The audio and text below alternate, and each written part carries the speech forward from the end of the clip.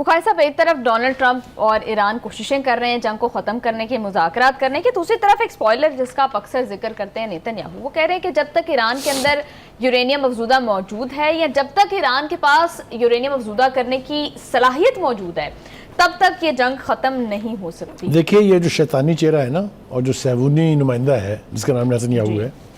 اس نے کوئی نہ کوئی درفنتنی چھوڑنی ہوتی ہے۔ اس کا کام جنگ ختم کرانا نہیں ہے،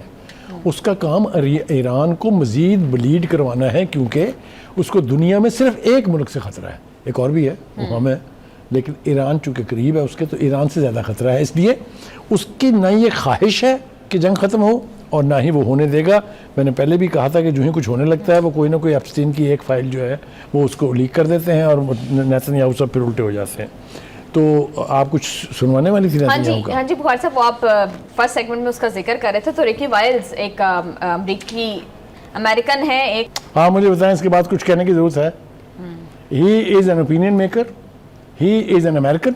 and he is telling the whole world, and he says let this video go out، جس میں وہ کہہ رہے ہیں کہ امریکن لڑکیوں کے ساتھ ریپ کر کے اور پریزیڈنٹ کے خلاف یعنی مواد پیدا کر کے پوری امریکن قوم کے ساتھ ریپ کیا جا رہا ہے۔ I think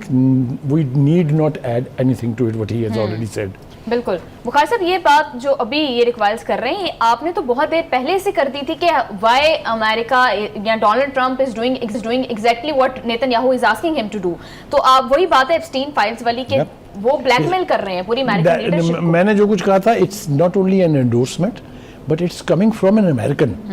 اور American of a very high order, عام آدمی نہیں ہے یہ۔ تو یہ تو بس میرا خیال ہے اب پتہ نہیں امریکن قوم کو بات سمجھ تو آگے ہوئی ہے، ایسی سمجھ کب آئے گی کہ اس نیتن یاہو سے بھی نجات حاصل کی جائے اور ساتھ جو اس کا پٹھو بنا ہوا ہے جو اس کے ہاتھ میں کٹ پتلی ہے ٹرمپ سے بھی نجات حاصل کی جائے۔ ہم تحریک نہیں دے رہے ہیں، ہم تو صرف یہ کہہ رہے ہیں کہ بی ریئلسٹک۔ دیکھیں نیتن یاہو نے اور ٹرمپ نے مل کے امریکہ جیسی سپر پاور کو کہاں سے کہاں پہنچا دیا۔ بالکل بخاری صاحب، لیکن شاید امریکہ نے اس وقت نہیں سیکھا، اور اب بھی اس بات پر غور کیا جا رہا ہے کہ اسرائیل کے اندر باقاعدہ طور پر امریکہ جو ہے اپنے اڈے قائم کر دے۔